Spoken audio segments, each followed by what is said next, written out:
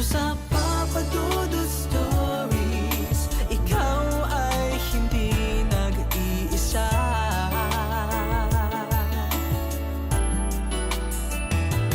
Dito sa Papa Dudut Stories, may nagmamahal sa'yo. Papa Dudut Stories, Papa Dudut Stories. Dear Papa Dudut, sa lahat po ng mga nakatutok ngayon, huwag kalimutan na mag-like, mag-share at mag-subscribe.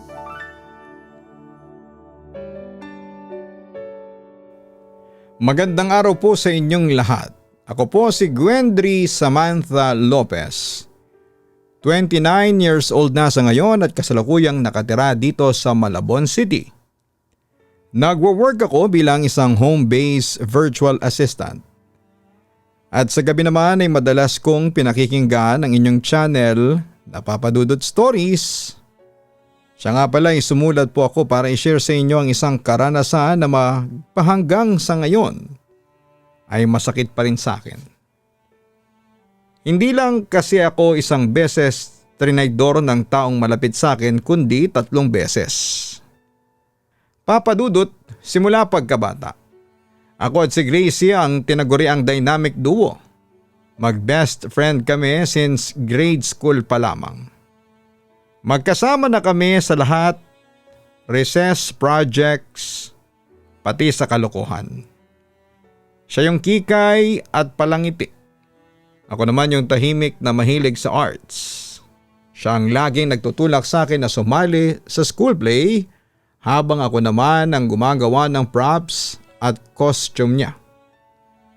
Para kaming kambal na magkaiba ng ugali pero iisa ang tibok ng puso. Lumaki kaming magkadikit at magkasama. High school, college hanggang sa unang trabaho at hindi kami nagkahiwalay. Magkaiba ng kurso namin noon, syempre entrepreneurship habang ako naman ay culinary arts ang major. Pero kahit na hindi kami magkaklase ay sabay kumakain, sabay umuuwi, sabay nangangarap. Kaya nung una naming pag-usapan ng ideya ng sariling cafe ay naniwala akong seryoso yon at hindi biro. Gwendry, ikaw sa cakes at pastries. Ang galing mo kaya? Akong bahala sa marketing at clients. Perfect combo tayo, sabi ni Gracie. Habang pinapanood akong mag-decorate ng cupcake. Bata pa lamang kasi ako noon ay tinuruan na ako ni mama na mag-bake ng cakes and pastries since ang family business namin ay bakery. Kaya masasabing expert na ako noon pagdating sa baking and cake decorations. Doon nagsimula ang Sweet Tooth Bake Shop and Brasserie. Pangalan pa lamang ay puno na ng pangarap. Isang cozy cafe na may kape, bulaklak, libro at pastries na gawa ko mismo. Ilang taon naming pinag-ipunan. Bawat birthday wish ko, cafe. Bawat ipon ko, cafe. Habang nagtatrabaho ako bilang graphic designer, si Gracie naman ay nasa PR firm. Pareho kaming naglalaan ng malaking bahagi ng sahod para sa Sweet Tooth Fund. Gabi-gabi, may video call kami. Pinag-uusapan namin ang interior design na inspired sa mga French brasseries. Kasama din sa pinag-uusapan ay kung saan makakahanap ng suppliers ng kape at baking ingredients. Pati playlist ng cafe, pati layout ng counter pinagplanuhan namin. Ako ang gumagawa ng lahat ng branding, logo, poster, social media mock-ups. Nag-aral pa ako ng short course sa TESDA para lamang mas maging handa kami para sa pangarap naming dalawa. Dumating din ang pagkakataon may lumang building sa Sangangdaan, Caloocan na perfect na lokasyon dahil malapit lang sa University of the East na pinaupahan noong mga panahong yon. Agad naming tinawagan ang may-ari at para ipaalam na interesado kaming rentahan ang nasabing establishment. Nag-apply din kami ng business loan. Ako ang gumagawa ng business plan at financial projections. Siya naman ang naghanap ng connections. Nang ma-approve ang loan, halos mapatili kami sa gitna ng kalsada. Magkayakap, umiiyak. Sigaw ni Gracie, Sweet Tooth Bake Shop and Brasserie, here we come. Pero doon nagsimulang magbago ang lahat. Biglang naging abala si Gracie. Madalas hindi siya makadalo sa meetings with suppliers. Gwendry, ikaw na muna ha. Magaling ka naman dyan. May client, dinner lang ako. Ako naman ay dahil sa sobrang tiwala ko ay hindi ko ininda. Ako na ang sumalo. Ako ang nagbantay sa renovation, nag-order ng gamit, nakipag-coordinate sa lahat, ako ang nagbuhos ng oras at pawis. Hanggang isang gabi ay may nag-text sa akin. Gwendry, congrats sa cafe ha, ang ganda ng location. Kailan ang opening? Nagulat ako at wala pa kaming announcement. Nang tanungin ko kung saan niya nalaman, sagot ng supplier, si Gracie pinakita niya sa akin yung pictures. Sabi niya next month na ang opening. Sino nga ulit yung partner niya, hindi ba ikaw? Parang binuhusan ako ng malamig na tubig. Sino raw, hindi ba ako? Kinabukasan nagpunta ako agad sa site at doon ko nakita isang karatula sa harapan ng building, hindi Sweet Tooth Bake Shop and Brasserie ang nakasulat, kundi Warm Crumb Cafe. May logo, may design, pero iba sa ginawa ko. At naroon si Gracie, larawan niyang mag-isa, nakangiti, hawak ang kape. Nanlamig ako. Napaupo ako sa bangketa, ang lahat ng pinaghirapan ko, lahat ng luha, lahat ng oras, lahat ng pangarap naming sabay binuo ay biglang nawala na. Tinawagan ko siya at sa wakas ay sinagot niya. Gracie, ano tong nakikita ko? Nanginginig ang boses ko. Gwendry, oh hi! Actually, I was about to call you. Surprise! Masaya pa ang tono niya, parang walang mali. Surprise, Gracie? Bakit? Bakit Warm Crumb Cafe? Bakit ikaw lang? Bakit wala akong alam? Sunod-sunod kong tanong sa kanya at may halong galit. Well, I just decided to push through on my own eh. Things were moving too slow and sa totoo lang I felt I could do it better alone. Better alone? After all these years? After lahat ng pinaghirapan natin, halos hindi na ako makahinga. At doon ko naramdaman ang pinakamasakit na lasa sa lahat. Hindi kape, hindi pastries, kundi ang mapait na lasa ng pagtatraidor. Papadudot, dahil I felt betrayed, gusto ko sanang umatras na lamang sa business. Pero dahil sa nag-invest na rin ako ng malaking pera doon ay hinayaan ko na lamang at pinagpatuloy ang Warm Crumb Cafe. Pinalampas ko na lamang ang ginawa sa akin ni Gracie since maganda naman ang takbo ng negosyo. Ako ang nangasiwa ng menu ng cafe namin. Nagsimula kami sa French-inspired cakes and pastries since yun naman ang theme na napagplanuhan namin. Pero isang araw ay nagulat na lamang ako na meron siyang kinuhang baker na mangangasiwa daw sa Italian and Greek pastries. Nainis ako, Papadudot, kasi binaypas niya ako bilang co-owner ng Warm Crumb Cafe. Tapos ay lalo pa ako nainis nang papasukin niya ang pizza sa menu namin. French ang theme namin. Nung una ay pinalampas ko yon pero napapansin ko na parang inaagawan na ako sa pwesto ng baker na hinire ni Gracie. Nawawalan ako ng say since katwiran ni Grace. Mas patok daw sa mga customers namin ng pizza and Greek pastries like baklavas. Dahil sa inis ko noon ay nag-decide na akong mag-quit. Ibinenta ko na lang kay Gracie ang shares ko at napunta na nga sa kanyang 100% ownership ng cafe. Naging super disappointed ako noon, Papadudot, kay Gracie, pero sa kabila noon ay nag-decide pa rin akong ipagpatuloy ang friendship namin.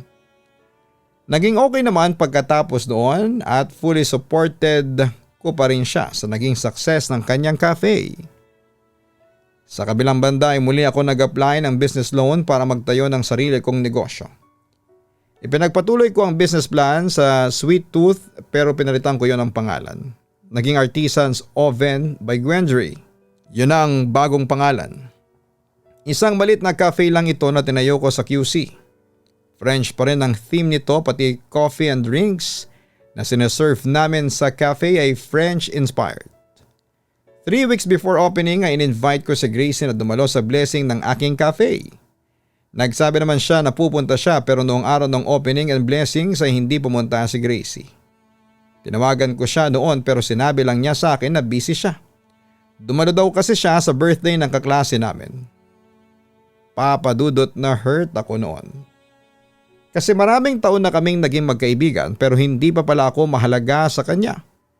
Mas mahalaga pa sa kanya yung kaklase namin na hindi naman niya naging close nung nag-aaral pa kami. Pinalampas ko yun at natuloy ang opening ng cafe ko nang wala ang tinuring kong kaibigan. Pagkatapos noon, Papadudot, wala akong narinig sa kanya na suportado niya ako sa bagong business ko. She ignored me. Hindi naman ako ganon sa kanya dahil madalas ko siyang sinusuportahan at chini-cheer kapag pinagmamalaki niya sa akin na umasenso na ang cafe niya. Bakit hindi niya magawa sa akin yung same support na ibinigay ko sa kanya? Anyway, and to make the story short ay naging success din ang The Artisan's Oven by Gwenry. Sa loob ng 6 months ay isang beses lang dumalaw si Gracie sa cafe ko. Hindi pa siya nagtagal. Telling me na sumilip lang siya at ayaw kong mag-isip pero parang napansin ko sa kanya na hindi siya masaya na nagiging successful ang business ko. Pero dahil sa kaibigan ko si Gracie ay kinalimutan ko na lamang ang mga naobserbahan ko sa kanya at tinuring ko pa rin siyang kaibigan.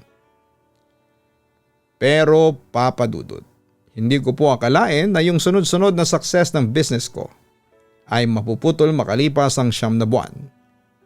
Dahil isang araw ay nagulat na lamang ako na may tinatayong cafe sa tapat ng business ko.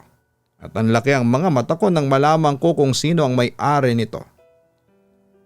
Si Gracie, nagtayo siya ng second branch ng Warm Crumb Cafe sa tapat mismo ng The Artisan's Oven by Gwenry. Aminin kong nakaramdam talaga ako ng inis noon at tinawagan ko si Gracie at sabi niya sa akin ay hindi raw siya ang nag-decide noon kundi ang kasosyo niya sa negosyo. Wala naman daw siyang intensyon na makipag-compete sa akin pero hindi ako naniwala kasi pareho kami na cafe and bakery ang negosyo. Pero dahil sa wala rin naman akong magagawa ay hinayaan ko na lamang yon. Nagkaroon ng competition ang parehong business namin. Pero nakahinga ako ng maluwag kasi mas popular pa rin noon ang business ko. Not until huminto na lamang ang supplier ko sa pagsusupply sa aking negosyo.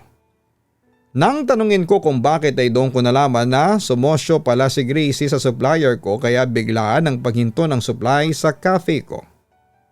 Hindi naman ako nagpadala sa emosyon at sa halip ay naganap na lamang ako ng ibang supplier pero wala akong mahanap noon na katulad ng presyo na inoffer sa akin ng dati kong supplier. Ang nangyari napilitan akong kunin ang supply ng mas mataas na presyo na kailangan kong bawiin sa pamamagitan ng increase sa price ng foods and services namin. Ang ending hindi ako nakapag-compete kay Gracie dahil mas mababa ang presyo ng kanyang foods and services kumpara sa akin. Dahil po dito ay unti-unti bumagsak ang negosyo ko dahil unti-unting inaagaw yon ni Gracie. At yun nga Papadudot makalipas ang halos 2 taon ay na-bankrupt ang business ko at nagsara ito. Sobra akong devastated noon sa nangyari. Pero kailangan ko mag-move on at magpatuloy sa buhay. Hindi na muna ako nagtayo ng sarili kong negosyo at sa halip ay nag-work na lamang ako bilang chef baker sa isang sikat na hotel. Doon ko nakilala ang isang lalaking nagngangalang Jason and to make the story short ay naging boyfriend ko po si Jason. Sa simula, ang lahat ay parang fairy tale. Siya ang naging sandigan ko sa lahat ng bagay. Mula sa maliliit na problema hanggang sa pinakamalalaking pagsubok. Siya yung tipo ng lalaki na handang gumastos, handang sumuporta at handang itaya lahat para sa taong mahal niya. Noon ang pakiramdam ko ay napakaswerte ko sa kanya.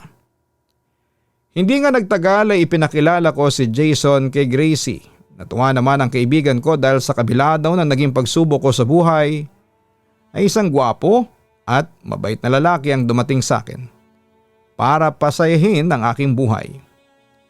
Hindi nga nagtagal ay naging magkaibigan sina Jason at Gracie at di naman ako nagsiselos lalo na nung malamang kong magka-chat pala silang dalawa sa Messenger para magkwentuhan. Okay lang yon sa akin kasi confident naman ako na mahal ako ng boyfriend ko. Samantala sa bawat lakad namin ni Jason ay siyang laging nagbabayad. Kapag may kailangan ako sa school o trabaho ay siyang unang nag-aalok ng tulong.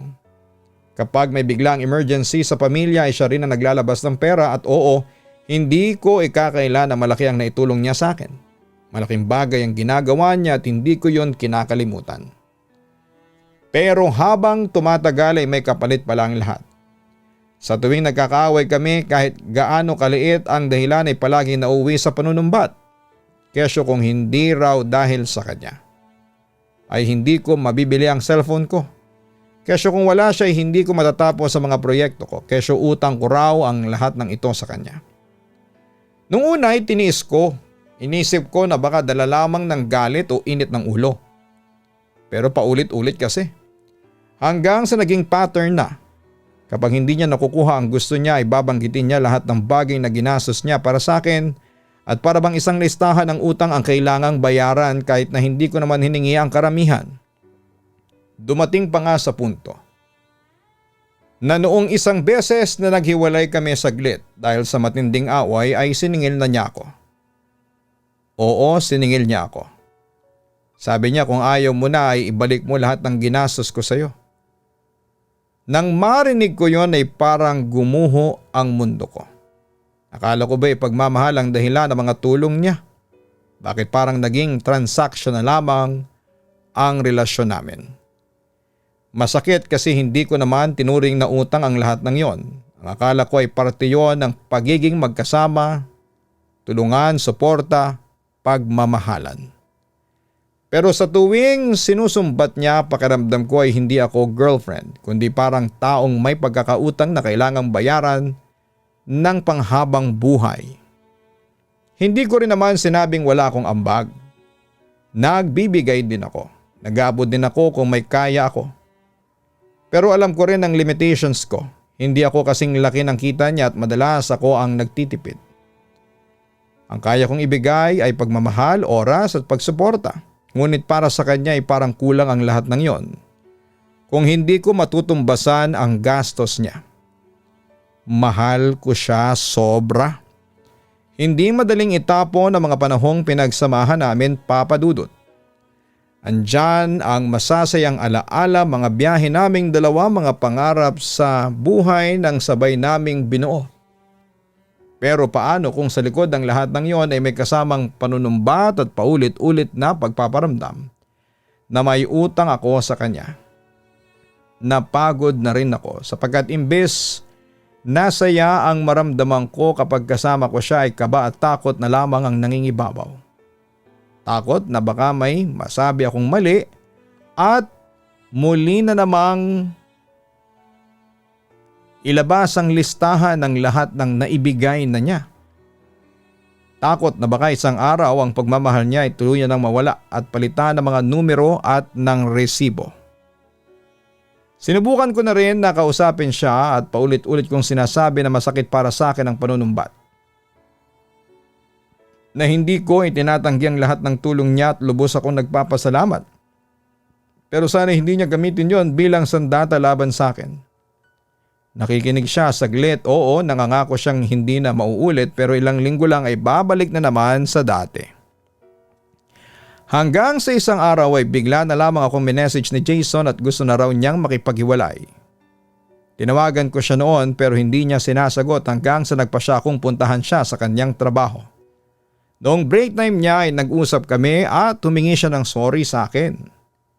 Pero buo na raw ang desisyon niya na makikipaghiwalay sa akin. Nararamdaman niya na may kulang sa relasyon namin at hindi na raw siya masaya, Papa Dudut. Sa uli hinayaan ko na lamang siya. Umiyak ako noon pero sinabi ko sa kanya na pinapalaya ko na siya at niyakap niya ako sa huling pagkakataon. Pero Papa Dudut, makalipas lamang ng 2 araw ay nagulat ako nang makita ko ang status ng ex-boyfriend ko sa Facebook. Jason Antonino is in a relationship to Gracie Ann Apante. Nanginig ang buong katawan ko pagkabasa ko nun. Sunod-sunod din ang message sa akin ng mga kaibigan ko na nakita rin ang status ni Jason.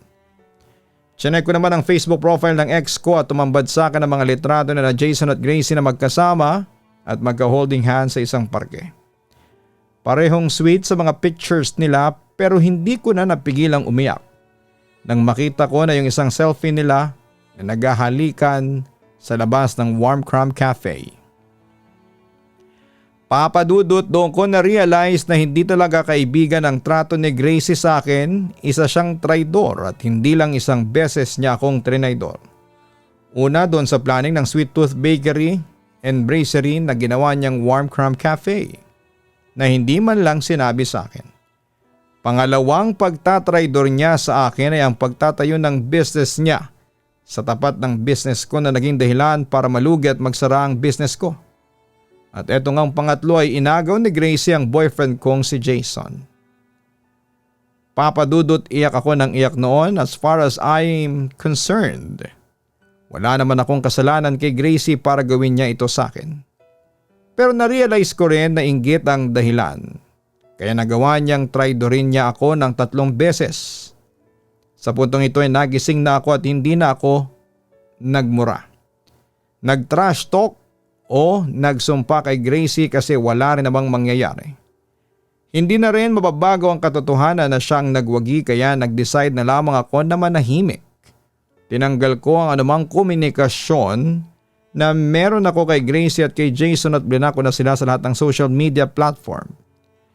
Nagbagong buhay ako, nag-concentrate ako sa aking trabaho at sa awa naman ng Diyos ay naging maayos naman ang lahat. Sa ngayon, Papa Dudut, ay pinatawad ko na si Gracie. Although, wala na akong balita pa sa kanya. Dasal ko na lang na sana'y magpatuloy ang kasiyahan at blessings na natatanggap niya. Ang importante na lang ngayon sa akin ay ang plano kong magtayo ulit ng bagong negosyo ngayong 2026. At babaunin ko lahat ng mga aral na natutunan ko nang sa ganoon ay hindi na ako maloko pa ng taong inggit at ahas. Hanggang dito na lamang, Papa Dudut. Maraming salamat and more power sa inyong napakaganda at successful na programa. Lubos na gumagalang, Gwendry. Maraming salamat, Gwendry, sa pag-share mo ng iyong kwento sa amin. Nakakalungkot lamang na nakatagpo ka ng isang taong katulad ni Gracie na hindi ka itinuring na kaibigan. Kung babasihin sa kwento mo ay isa lang ang nakikita naming dahilan kung bakit ginawa ni Gracie sa iyo ang lahat ng ito. Tama ka, inggit, no? Maaring matagal na siyang inggit at insecure sa iyo simula ng mga bata pa lamang kayo at hindi mo lang yon napapansin. At kapag ang isang tao ay malaki ang inggit, asahan mong walang magagawang mabuti yon sa buhay mo. Kaya sa mga ka-online natin na nakikinig ay matuto tayong makiramdam sa mga taong nakakaharap po natin. Hindi lahat magandang intensyon. At kung nararamdaman mo na parang nakikipagkompetensya na siya sa iyo, umiwas ka na. Lumayo ka na. At wag na wag mong sasabihin sa sino man ang mga plano mo sa buhay. Dahil oras na makarating yan sa taong naiinggit sa iyo, gagawa at gagawa yan ang paraan para mapabagsak ka. Kaya mag-ingat sa mga taong nakakasalamuhan natin at hindi lahat ng tinatawag nating kaibigan ay kaibigan ang turing sa atin. Dahil ang iba ay malaking ahas.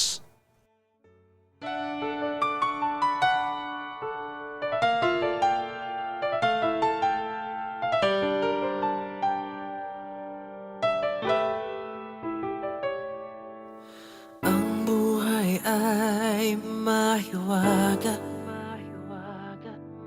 laging may lungkot at saya. sa Papa Dudut Stories, laging may karamay ka.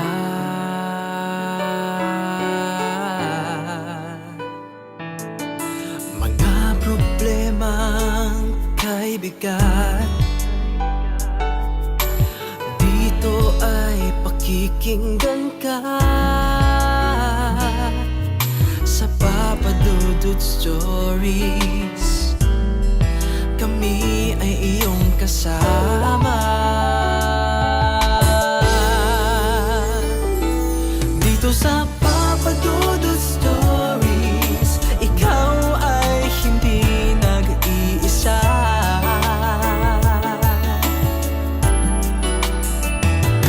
Dito sa Papa Dudut Stories, may nagmamahal sa'yo. Papa Dudut Stories, Papa Dudut Stories, Papa Dudut Stories.